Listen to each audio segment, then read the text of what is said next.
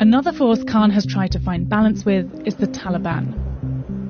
We must strengthen this current government, stabilize it, for the sake of the people of Afghanistan. Nicknamed Taliban Khan, he's known for his softer approach to the group.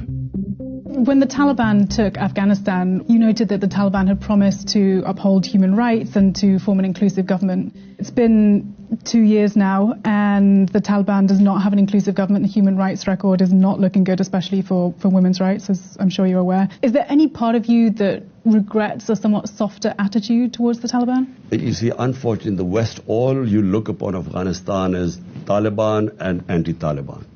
We in Pakistan look upon Afghanistan as our neighbor, and after 40 years, for the first time, there's peace in Afghanistan. Now, what I said was the Western countries must get them into the mainstream.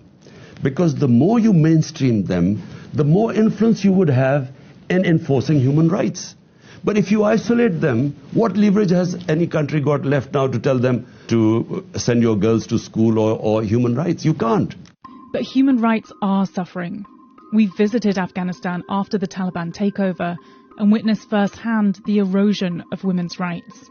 Now that the Taliban are fully back in control, we're getting a lot of very disapproving stares from people for being the only women in here.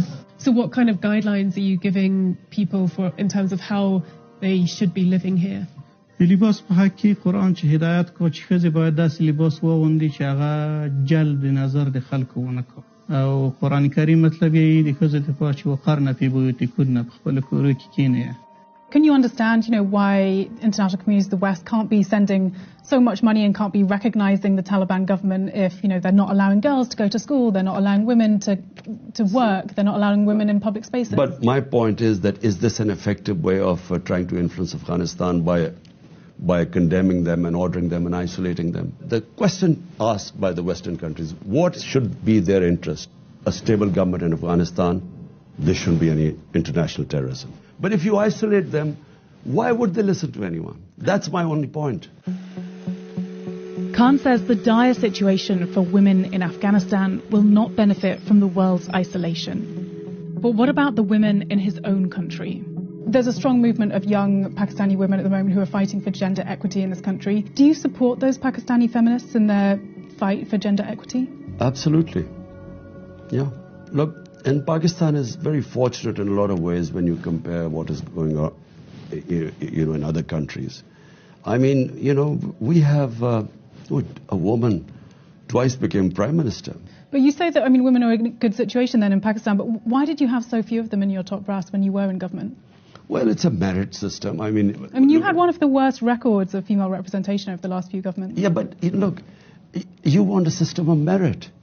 In the US, you haven't had a woman prime minister, a president so far. The point is that you select a cabinet on merit, people who are going to deliver. If you do get back into power, will you work to improve that record? No, it's not a question. Look, when you come into power, your number one priority is to deliver to the people, give them governance. So to give them governance, you need the best people in the best ministries. And there aren't good women? So if they are, like Shireen Mazari, one of our most powerful ministers, you don't just fill in spaces just because of quotas, because in the end, the people are going to ask you, we expected you to deliver, what is your result? Khan doesn't just see himself as a champion of women's rights, but also as a staunch defender of Muslims around the world. A record that's also been called into question. I've covered human rights for a decade. The worst human rights atrocity that I've ever covered is the repression of Muslim Uyghurs in China. There is so much disappointment amongst the Uyghur community that leaders of Muslim countries, including yourself, have not spoken out to condemn these actions. Does it grate on you at all that you haven't been able to speak out? Look, Isabel, problem is there's Imran Khan as a human rights activist. I used to speak about everything, not just Muslims. Wherever there was discrimination and human rights abuse, I would speak up against it.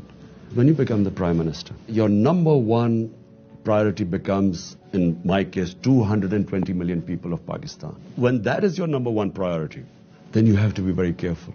You don't have the luxury to criticize. Poor countries do not have the luxury to criticize when they have a huge amount of vulnerable people.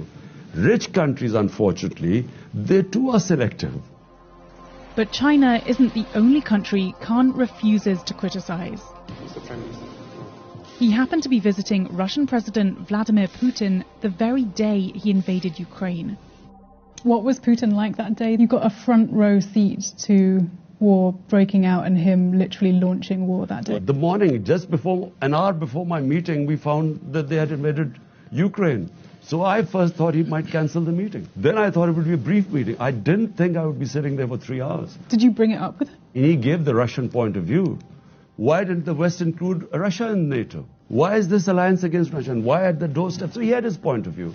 Of course, the West has their own point of view. My point is that, we as countries should stay neutral. We became part of the US war on terror. 80,000 Pakistanis were killed. Over $100 billion were lost to the economy. There were 400 drone attacks by the US on an ally in Pakistan.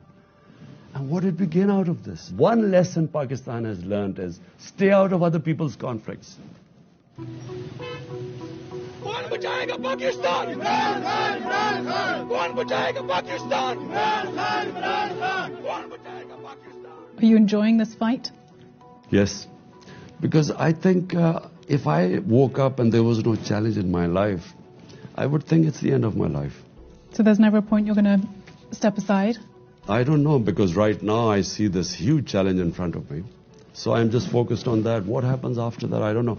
Get Pakistan out of this quagmire is going to be probably the most phenomenal thing that anyone could ever do.